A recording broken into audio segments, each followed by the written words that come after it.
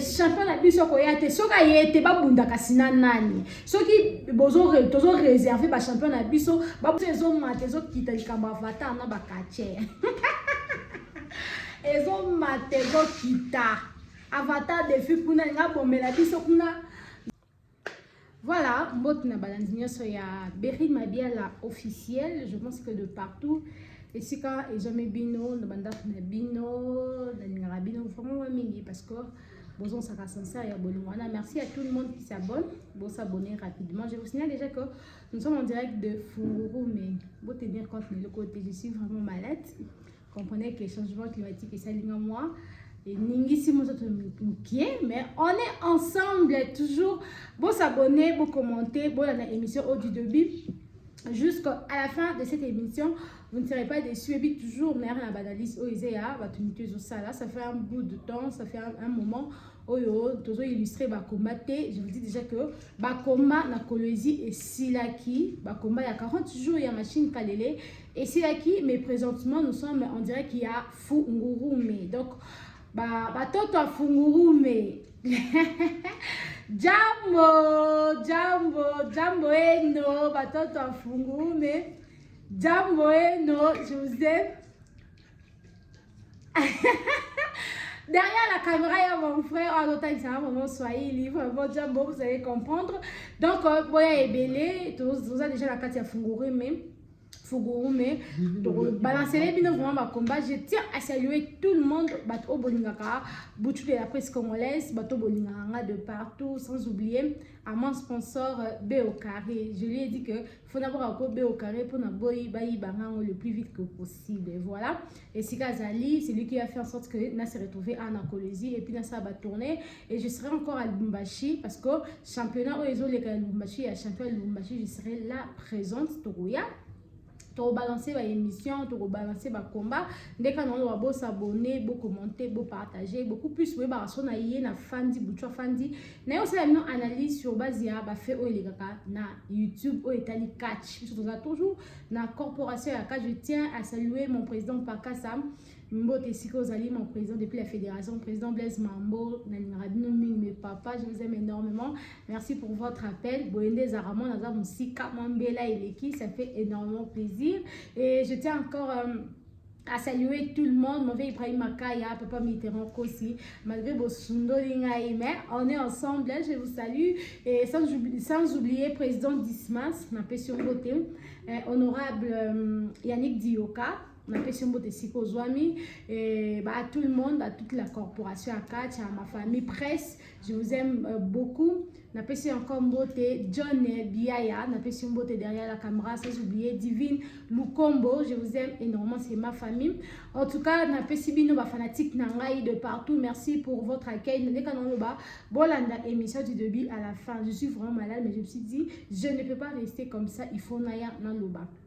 Je pense que boyebi nga na banaliste ka toujours tout ça a toujours banaliste oyo et op ça tout ça nous compte rendu de tout ce qui se passe tu as toujours kolobela tout monde lelo et Mathieu qui dit champion le Kambasi Boyut a sali sortie médiatique naé pour dire que à l'obit date il y a combat il y a na Jibik qui est le 30 juin.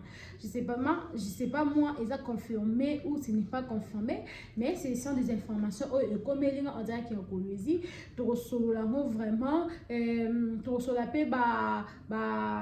Samara il a été suspendu. Je pense que au monde qui ba émission à Salaki na Berry Mabiala officiel et notre champion maintenant il y a ceinture il y a concurrent il y a Lubumbashi qui fait avant la ceinture il y a concurrent na kati ya ville ya Lubumbashi to comme campeur kosi masimale o eleba mais maman na likambo o na eto fan na awa eza combat ya champion Jubik na champion Sibolite les deux meilleurs oyo bon ça la fierté il y a catch congolais en tout cas les deux champions oyo bon ça la Esengo encore de plus P à la machine parce que les deux aussi l'un et deux aussi parmi le meilleur au bandé pour ça la fierté comprenez je suis un peu essoufflée vu que je suis un peu convalescente et tout mais tout mes un peu comme ça l'analyse parce que je peux pas laisser cette affaire comme ça affaire payer avatar na malema kuna et Mathieu Kiti malema yoko côté sous champion Jibik des filles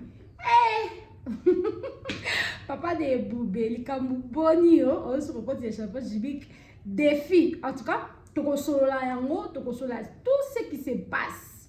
Toko meka vraiment toko solola on canal ba bo s'abonner, bo commenter, bo partager. Na elibino makambu oyo ya somo ya sombele mama na likambu awa. Voilà, sans oublier, je vous signale que le combat ils ont continué na Funguru, mais je sais pas moi ce qui programme c'est comme Malikasi, ce qui programme c'est Malikasi limite, on se retrouve avec vous à Lubumbashi. Merci à mes fanatiques, on se voit ici à Kolosi, j'ai vu vos appels, des autres personnes, dans mon message, des autres personnes qui se plaignent aux autres monde en tête et tout, tu as Kolosi, je suis convalescente, vous voyez, ils ont permis de traiter à ce qu'on a là. Dans mouvement, mais quand je vais bien me tenir trop mon nana, je pense que Lubumbashi, on se vit avec ces de Lubumbashi, on se retrouve là-bas à Lubumbashi. Il y a pas mal de gens, il y a pas mal de personnes oyo bazo lobali kambiya komba ya champion Jubik na champion Sibolite bazo baké non Sibolite yo oye susu na défi na yo contre Jubik pour obimis okoma lisusu bato. Vous devez comprendre, je pense qu'il y a ça lango banalise mingi na lobelango mingi, la mort est un naturel et c'est Dieu qui décide. Nzambe soka décider na vie ya mutu te, mutu ana droit ya ko ote vie ya mutu azate. Nzambe soka ju décision na vie ya mutu te, soka bi mutu akokufa te, peu importe, ata bando ka famille ba telemi. Tout le monde qui champion quand les biso nuance tout les là qui c'était vraiment et ça qui passe dans le thème, ça a blessé, ça a touché les cœurs. Il est parti parce qu'il y a un moment et c'est un qui bongo. Il y a toujours un moment, il y a au vivre, il y a aussi un moment de partir parce que bah successeur faut bazar.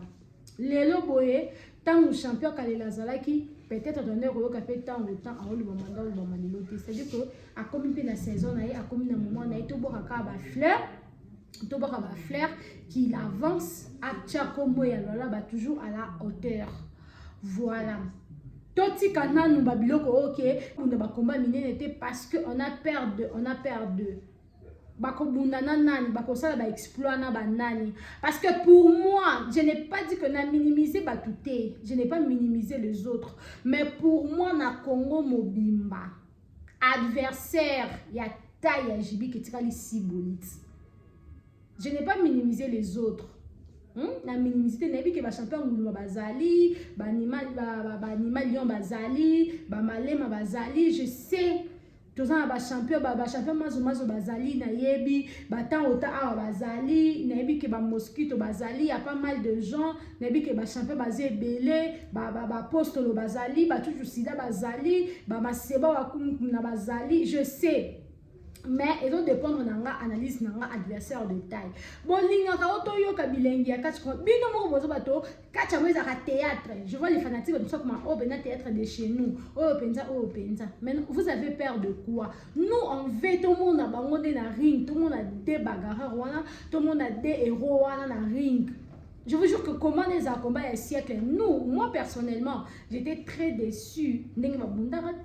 Parce que et ça là événement oyo to linga to vivre en te to vivre en na époque moko boy.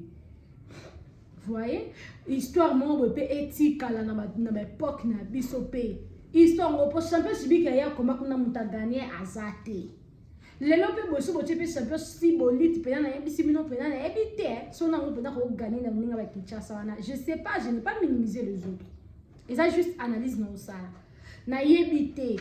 Alors, adversaire de taille, et ça, quand Jubik, moi, quand Jina, et ça, quand Jubik, ce qui bolobi, je vois, il y a pas mal de gens qui disent que non, et ça dans le terrain net, moi, j'approuve. Moi, un producteur, je suis ni sponsor, ni communicatrice, ni jalelo. Dans la jalelo, j'ai mes limites, je dois me limiter dans quelque part. Alors, dans ma limite, il faut pas chango boy pour senga na producteur parce que c'est lui qui va miser son argent. Il mise son argent. Alors, chambo on a pour nos makam. So il a décidé ezanaki, biso ba auto banani. So ka décidé ya Lubumbashi, biso ba auto za banani. Bon, le week non. Sibolite a bomanga batu ozolu ko benga champion Jubik. Est-ce que champion Jubik ta yaka Kinshasa pena yaka ka biyaya? Ce que vous devez comprendre dans le combat, il y a champion Kalele, champion Sibolite. Et qui programme pour éviter. Si c'était entre eux, il était programmé, éviter. Mais peut-être champion Kalele a se préparé pour la Sibolite. Alors que Sibolite, la préparation n'est beaucoup plus pour la Jibik.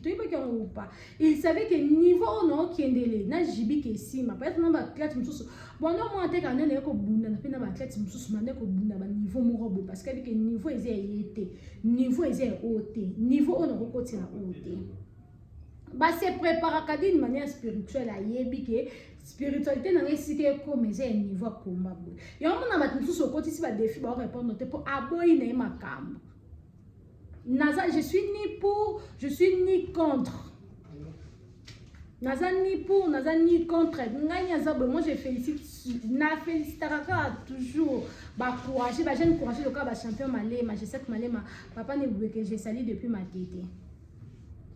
Un vaillant, encouragé. Donc, encouragé vraiment dans le combat. Aïe, bien que parce que nous avons inde la mais n'a qui nous imaginé champion malais marqué pendant inde tina fédération quand c'est Jibi qui définit le koya zoka na litoi. Oh, y'a mon gars le baka ko yebe lunga na yoka na litoi nanga. Parce que lui, il assume, il accepte ce que le côté de battre, continue. Si bien le battre, il est parmi les quatre baka vrai. Muta beta ya beta ya muta gagner ça te ba jale lo bazar ngaba kanyanga te ngana beta ngate c'est pour une première fois non comment les rosala inédit je vous jure comment les ça comment encore inédit en tout cas pendant les producteurs ont misé mbongo to sengio pensa cause a décourager te misé mbongo tout le monde qui a sorti médiatique et champion Sibolite. Tout le monde a payé un champion Jibik. Je pense que nous, autres, nous allons essayer un peu de ceux qui il est au courant de ça et tout. Et vous serez informés sur la chaîne officielle. Dès qu'on va s'abonner, vous commenter, vous partager. En plus, vous avez une analyse du début à la fin. Merci pour vos commentaires. Donc, dans vos commentaires à la quand je ne réponds pas. Ne venez pas me donner des instructions ici. Oh, il faut ça, il faut ça, non. Vous voyez? Bah, commentaire à la con, je ne réponds pas. Quand tu mets un commentaire, tchango avec la tête. Tu mets ta tête en place quand même. Voilà. Ça serait un combat inédit pour moi. Ça ne serait pas pour moi seul, mais ça peut être ébélé.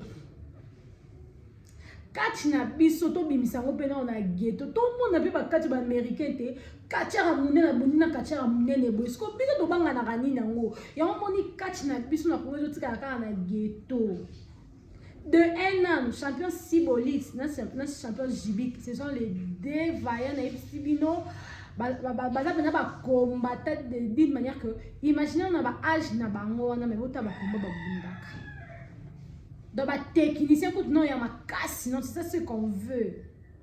Tu vois que fétiche pesa nango, fétiche pesa nango, tu bois une biso bino pété. Parce que et ça la peka catch na biso, ça la peka elongi, c'est beau à voir. Mais tu vivre non peut pas combat. Botika non to ke na ba combat mo beka ya ba combat mo beka internet, tu vivre non ba combat. Peut-être tu là tu na mo ka ba che combat zina na Shakira, et ça qui est sengoté. To vivre non peut pas combat mon ta fouti bena mbongo na ya habiter na vivre combat nazo c'est pas staff technique et mbashi makas botali classement botali donc classement bangeza baba nga kachero te baba nga kachero te bosa classement ba onenge makamna bango il faut kendele po ba linga batuno bana suso miselo mo bena ghetto mais biso to lingi kaka ghetto to lingi ghetto yango to on dirait dans la province quand ça ko évoluer nous on n'évolue pas to évoluer pourquoi parce que to ta ba fanatique to ta muto neti ba bengi champion Jibik champion oza combat chaque fois ko kende combat na tete to pesa mo makasi to fortifier bango ba ya ba bunda eza comment ko eza inédit lelo ba producteur so ba comme ko ya ko sponsoriser 4 botika ko décourager bango botika ko décourager bango. C'était qui? Zombie Keita. Il est venu avec ses explications. Zombie Keita, c'est un groupe non longa azaloni. Zombie Keita a fait sur des explications. Batu bazo mona ba kacha ba moindre parce que bino moko boningo c'est vrai kacha rastar. yango na lingaka nouvelle génération ba katia ba champion na biso malema otali be star otali ba chobo star otali ba animal star otali ba ngombe oui bokenda no bi kenda karaté ba défi bi kenda pe bokenda te faisons les choses entre vous. Parce que Avatar avait dans ma sens mon eti ya ko minimiser catch ya ko diminuer catch, c'est comme si bon ma casse te bosser le roté bosser entre bino et ça encore bon soit mutumo beaucoup monsieur star boche à la une pour nanga boko beteka kipaka ko te champion mané mais ta ma futa de mata que pour na da défi ba futa de mata que ne bi champion ngulu mais c'est dans ma futa zo mata alors boche à la une te pour moi boche à la une te. N'habite pas à pasteur. Je sais pas moi, soy pasteur, soy chef spirituel, je sais pas trop soit Ranan. Est-ce que vous êtes seulement censé répondre à mes défis? On a évité, tout dépend de vous, tout dépend de ma qualité spirituelle. Moi, je suis pas dans ça. On a été mis quand on catch parce qu'il y a un des bina catch ndesi quand on a peine moi mili bimaka. Voilà. J'étais juste de passage à faire un avatar. Mais enfin, on a parce que nous avons fait des langues le village et à catcher té, biso doit encore valoriser catch, doit encore valoriser ba championnat biso. Donc à catcher té, je peux pas prendre beaucoup de temps dans le village. Donc voilà, tenez-vous prêts, tenez-vous prêtes. Berine m'a bien atoyé, on peut pas sika. Tout le monde va commander les olégas na chikapa. On a besoin de bongo. On a besoin de bongo. On a besoin de bongo. Kolezi pe bolala te. Il y a des champions qui la zate bolali. Non. Et puis que président d'Isma Sazawana, honorable Yannick Dioka Bazali, champion Bazali, champion Tigre est là, et Taota est là, service Monan Tsuka est là, Bazaza, Bolam Sapena catch. Tout le monde a fait adversaire de taille Jibik na grand Katanga. Au Katanga. Voilà. Tout le monde a fait adversaire de taille. Ce adversaire de taille, c'était bon, tu as comme un champion Sibolite. Les 30 jours, nous vous ciblons, champion Jibik, ce que vous avez na biso. Ce qui a un peu comme on apporte ça, répondre oui, parce que nous, on était déçus. Parce que nous, on attendait combat, on attendait qu'aux États-Unis, on a beaucoup de fonds. Je pense que je ne suis pas seule. Il y a des gens qui ont payé leur billet, il y a vivre événement inédit. Mais tu vivras qui en côté, tu sens qui vraiment beauté à l'autre côté. Parce que les gens qui comment ils l'ont maquillé, tu l'as bien, qui ont pu se battre, le haut, tu salé, les ont maquillé. Mais à la fin, on était déçus. Toi qui es déçu, moi personnellement, j'étais déçu. Toi qui es déçu. Mais naebi ke yoka okoma et puis on réaliser parce que vous êtes là pour nous satisfaire ma fans et puis les fans sont là pour vous. Biso peut nous en pour nous voilà. C'est ça les faits que j'avais à dire. Santé vraiment ils ont dérangé mais je vous signale déjà que nous sommes à Funguru mais combat ils ont si c'est pour une première fois s'abonner, abonne-toi, commenter et partager. Donc la Sabino comment est-ce qu'ils ont évolué déjà na kati ya Lubumbashi combat ici là qui ceinture à concurrent dans un haut voilà c'est lui maintenant à la ceinture voilà félicitations à lui aussi c'est un héros c'est un vaillant Aza on besoin de money aza on a bitumba aza on a na CCT aza on a convaincre mututé a fouti mutumbo moté aza on a ring c'est ça c'est qu'on veut. Voilà et tous il y a un programme sous Ebima mais pour l'instant tout ça toujours dans la tournée à champion Kalelepe à Sana. Tous il y a un programme sous Ebima Lumbashi Kolwezi en tout cas Berry ma belle officielle on est là pour satisfaire Bino. En tout cas ce que je peux dire et n'a pas clôturer ça kaka combat wana ya Jibik na Sibolite pardon et raté pardon producteur na biso on avait dit c'est peut-être j'ai oublié les noms producteurs. Je pense que Tony 5D il va essayer un peu de me rappeler tout. Il vient de produire et tout le monde qui Makidiba a un combat qu'il organise en Europe, Nadidas Arena. tous à ma fiche, tous à programme, tout le temps au Bima. Si on nous contacte aussi, pour nous faire la publicité, on viendra pour le bilango. Comme d'habitude, baby boutunda le bilango. On soit pessimbela et on va rater les murs à mon voisin. Voilà, sinon je vous aime énormément. Merci à tout le monde. Merci à mes fans, merci à mes abonnés. Merci à toute l'équipe. Il y a Beryl Timbo derrière la caméra, je te salue. Et à mon caméraman, merci beaucoup depuis Kinshasa, je te salue. Et merci à mon équipe technique. Merci aussi à mon producteur, à mon sponsor, Béocaré, la plus mot ici que et merci à la Fédération congolaise, à mes papas, je vous aime énormément. Bon séjour aussi, je sais pas, bon séjour aussi à toi Karine depuis Mbujimaï. Azo intégralité vraiment comment il y a tout sida dans Mbujimaï et à très bientôt, on va se retrouver avec elle à Lubumbashi pour nos sacs toujours Moussala. On se retrouve prochainement. Bye.